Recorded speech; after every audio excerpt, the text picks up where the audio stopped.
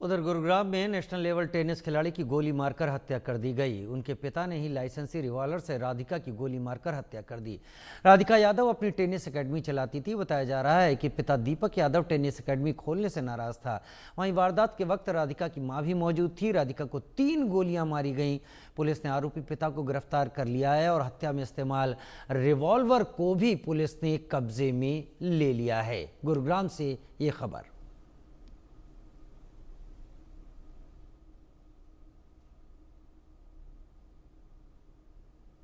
बेटी की tennis academy चलाने से नाराज था। लाइसेंसी रिवॉल्वर से गोली मारकर हत्या कर दी और अपनी ही बेटी को 3 गोलियां इस बाप ने मार दी, जिसके बाद बेटी की मौत हो गई। टेनिस प्लेयर राधिका यादव की हत्या पिता ने ही गोली मारकर कर दी।